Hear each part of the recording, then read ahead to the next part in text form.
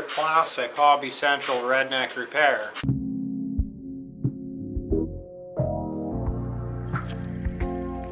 Alright, well, we're messing around with this old 80s canarm industrial.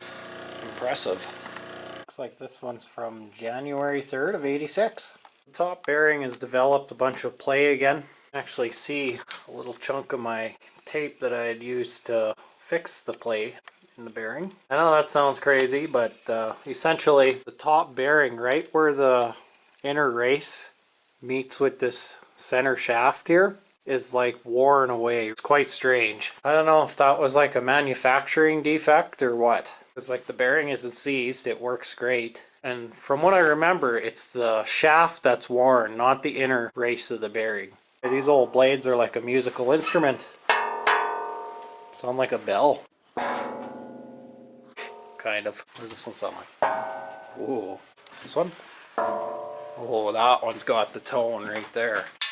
Anyways, okay, I'm gonna take these blades off. Well, I just crudely cleared a spot off on my table here. It's like the first time I've ever used that ceiling fan in here. It seems to work pretty good. Although I like when this one's on and it pushes the heat, kind of like brings the heat like this from the stove. But as you can see, it's absent right now because it's right here. Okay, what is the next step? I think I've got to loosen that nut there.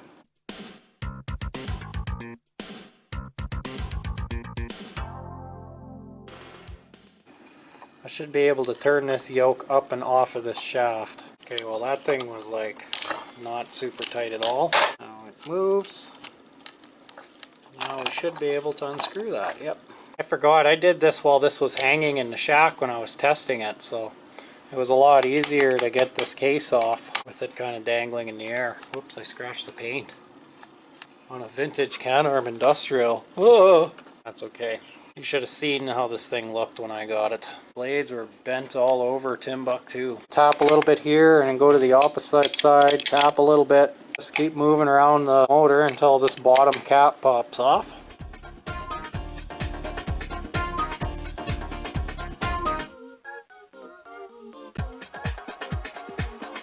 You can get these things apart with fairly minimal damage if you're careful. Don't be wailing on it or anything. Because a quick note, you don't want to bend this bottom motor cover. If you do, you're going to mess up the alignment of the bearings and just kind of destroy your fan. So don't do that. I actually had an old Evergo style industrial at one time. It's one of the extremely few fans that I ever threw out, and I really wish I didn't throw it out now, but I did, so regardless. Somebody had previously taken it apart and over tightened the motor screws.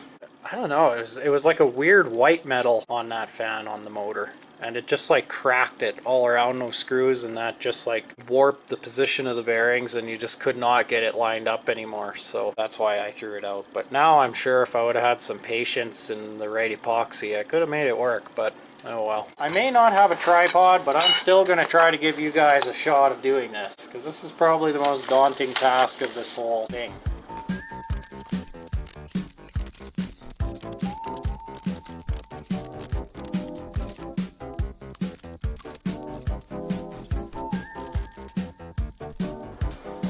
Man, I am sure that came off of there. Just slap it a few times. That always works. I wanted to free up all three of these wires that are coming out of the fan, but we're just going to try our best to not touch those because I really don't want to have to fight with them and figure out which ones go where. Oh, not to take apart your ceiling fan. We're going to regret doing this, man. Oh man, am I twisting those wires up bad. Backtrack. Sure wish I had a screwdriver to remove this screw here. Alright, I'm back. I've got said tiny screwdriver. Oh, and it just barely fits. Okay, we got three wires coming out of the motor. They're all the exact same color. You can see two of them go straight into this side of this little junction deal here. Probably not a big deal to reverse the polarity on these things, so if I get these two wires mixed up later on, probably not a big deal, although it probably wouldn't hurt to mark one somehow so you knew, but too lazy to go find a marker and I'm willing to take the risk. I'm just just having a bajigger of a time loosening this thing. I tightened it to like 50 foot-pounds. I'm gonna get the vice grip on it, boy. I'm not fooling around. Oh yeah, she's loosening. There. Now one more. Yeah, no, that one popped right out too, right on. Should be able to unscrew this now. There it is. Let's see if I can squeak just a little bit more length out of this. There we go.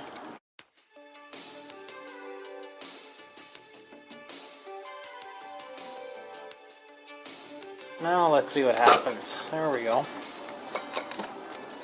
Yeah, I guess that must have been how I did it. Okay, now right here is what the inner race of that bearing is pressed up on when this motor is all together.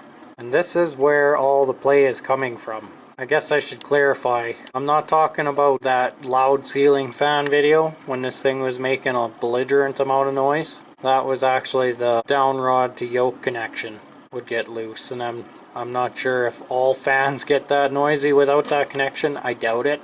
It probably has something to do with the motor would vibrate and make just a lot of goofy sounds because of this being loose inside that bearing there. Actually, the fan barely even turned when I first got it, because it would just, like, you know, when you turn it on, the motor would shift and then the rotor would just hit the stator and it would stop.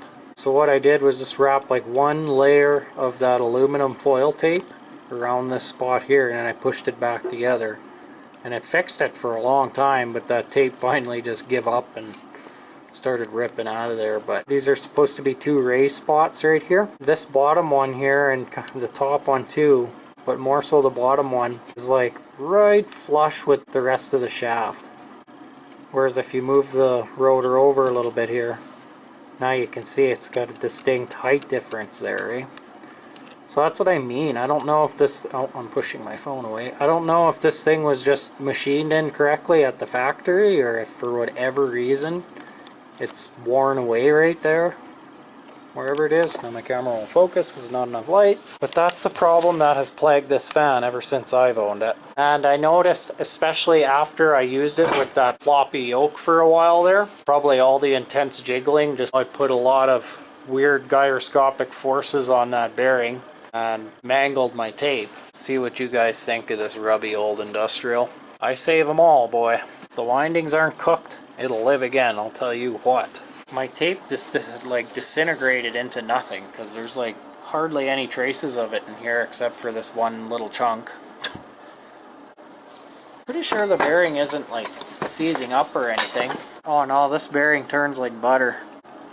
And this fan doesn't make any bearing sound whatsoever, so I know these bearings are still greased and turning freely. Plus, you know, if you had a bearing that was seizing up, the fan would obviously start spinning a lot slower than it should. Considering this thing has a pretty weak capacitor in it, it spins up pretty good, so.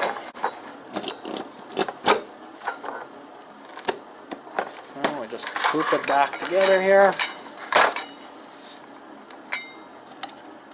There's a demonstration of all the play it's got there.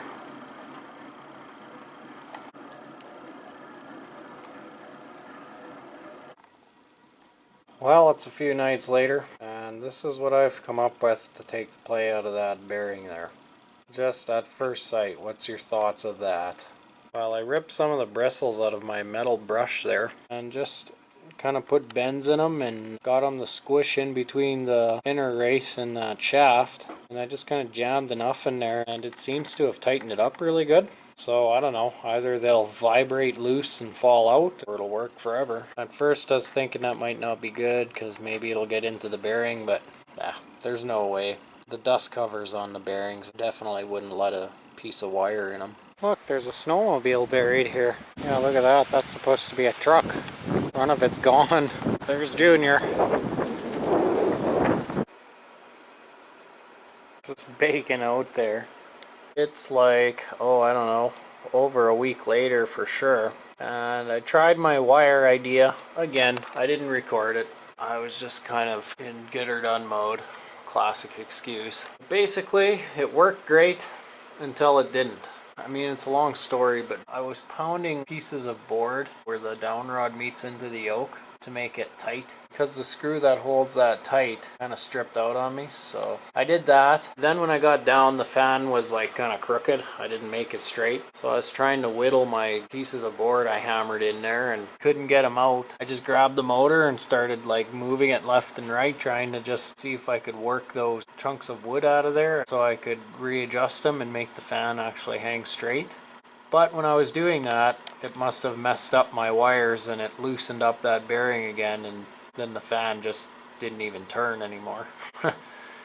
Unless you turn the speed control really low, like right down far as it would go, then it would actually start turning slowly. But as soon as you cranked it up, the motor would just shift and bind on the stator. And I was gonna give you a clip of it apart again there, but I forgot. Somehow I forgot. It's got in the mode and was just putting her back together. Anyways, this time I used blue electrical tape, not that the color matters, but the stuff I got is blue, and strategically wrapped it so that the ends of my piece overlapped right where that shaft is worn down in there, and gently tapped it on, and it's in there. It's nice and tight. It's much better than the aluminum tape that I had in there before, and obviously way better than my wire idea. Hey, what the heck, it was worth a shot. Anyways, I was trying to keep the Marette on one of these wires because then I could keep track of which one was which, but of course the Marette fell off and I didn't really know which wire it fell off, so whatever. It was nice that way because then I could take the yoke right off and actually take this apart properly. So now I'm kind of struggling on which wires go where, but I brought up my capacitor swap vlog, and that's this very same fan. I'm just looking at these wires here. You can see I got the smallest one hooked up to the one side of that capacitor.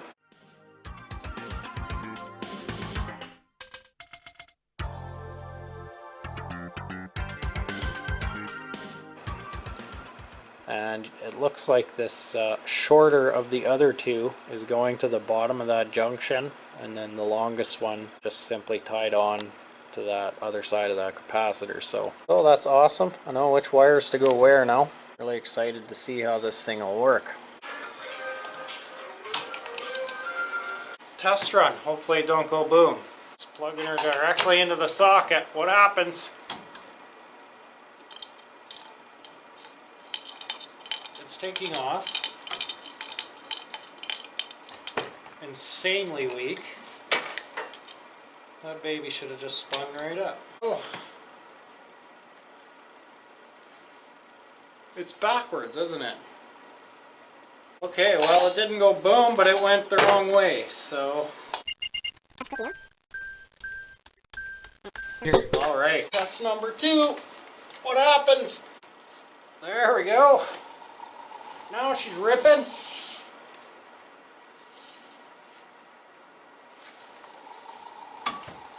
That thing's got some weight to it, man. Right on. I'm gonna go have a celebratory glass of chocolate milk.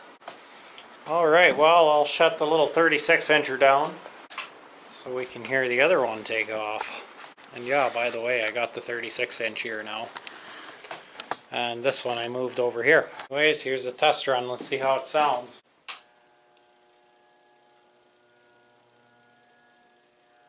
Very quiet on high.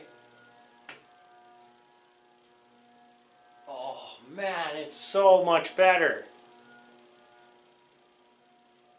Wow, this fan has never been that quiet before. It's too bad I never really got much footage of this fan back when it was fixed with the aluminum tape, like my first repair. It just had a very pulsy, loud buzzing sound, right? And I'm not talking about that loud ceiling fan video. That's when there was a loose downrod to yoke connection, then it was belligerent. Wow, like this fan is totally usable now.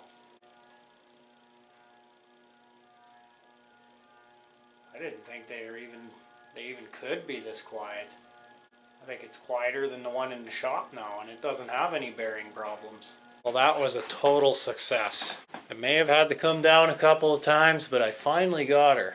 Although it kind of sucks for you guys, because if I couldn't fix this fan tonight, tomorrow I'm getting my paycheck, I was going to head straight to Home Hardware and buy the newest generation of canarm industrial. Well, it's another day, another penny. Put it here and just let this one finally rest, but nope, not anymore. Anyways, if you made it to the end of this video, you're a champ. Thanks for watching. Okay, so I guess cup. Snuggle that back there. I have to go get another cup of coffee. It's beckoning. Ow! Now a stupid hammer fell on my foot, man. Get this crap out of here, man. Oh. My canopy just turned my phone on. Because everybody still has a landline. I ripped some of the tines out of my metal brush there. I ripped some of the, heck would you call those? Tines? Bristles, that's what you call them. Are you camera shy?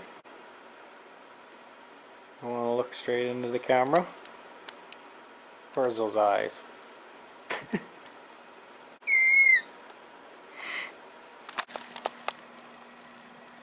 you look on it, holy crap, that scared me. My stove is kind of all warped and messed up, and sometimes when that thermostat deal decides to shut the air down and start cooling the stove off, some part of that firebox must kind of warp back to a different position and make a big bang. Sure scared me and Junior anyway. Anyways, what was I yammering on about? Never mind, edit that all out.